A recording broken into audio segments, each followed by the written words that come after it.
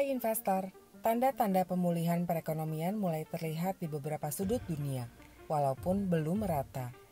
PT Manulife Asset Management Indonesia mengajak Anda jalan-jalan sejenak untuk meninjau kondisi di berbagai kawasan agar Anda dapat merancang kembali strategi investasi sesuai dengan kondisi terkini dan potensinya.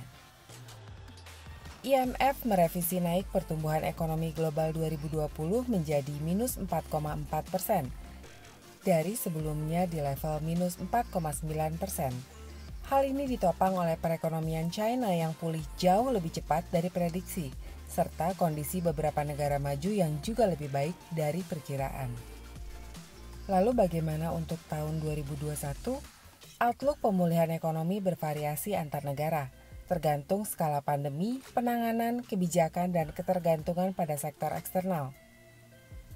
Namun secara keseluruhan perekonomian global 2021 diproyeksi tumbuh sebesar 5,2%. Hal ini terutama ditopang oleh negara berkembang Asia yang diproyeksi dapat tumbuh sejauh 6,9%. Dengan demikian bisa diperkirakan bahwa tahun depan akan menjadi tahunnya emerging markets. Dari dalam negeri, ada momentum pemulihan ekonomi jangka menengah panjang yaitu potensi meningkatnya daya saing Indonesia setelah reformasi Omnibus Law. Namun, untuk jangka pendek, fokus masih tetap pada penanganan pandemi. Menyusul pembangunan infrastruktur yang agresif dalam 5 tahun terakhir, Indonesia melanjutkan reformasi penting dalam meningkatkan investasi.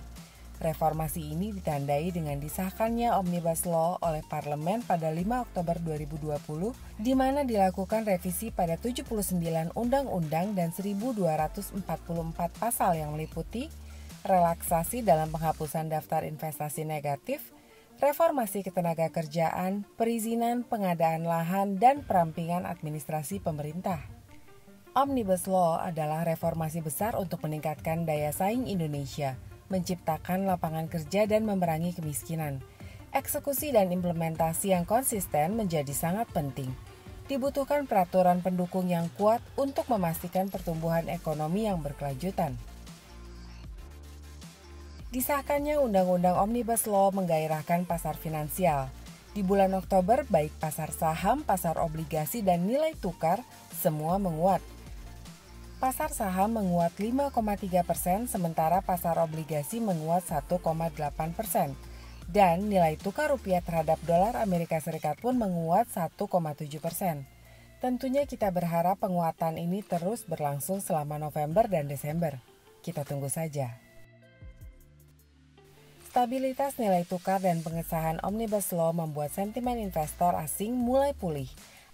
Arus dana asing bersih bulan Oktober tercatat 1,31 miliar dolar Amerika Serikat yang merupakan rekor pembelian bersih tertinggi sejak Oktober 2019. Dalam periode risk on, imbal hasil real pasar obligasi Indonesia yang relatif tinggi dibandingkan dengan kawasan lain kembali memikat investor asing.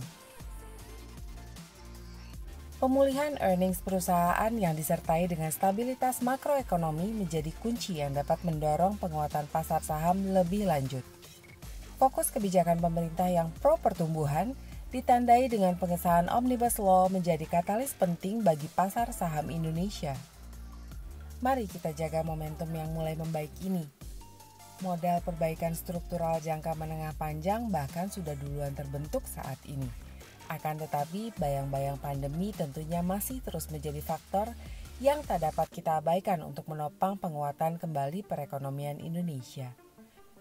Yuk kita bantu agar Indonesia segera dapat keluar dari pandemi ini seperti negara-negara Asia lainnya yang sudah lolos duluan seperti China, Taiwan, Korea, dan Jepang.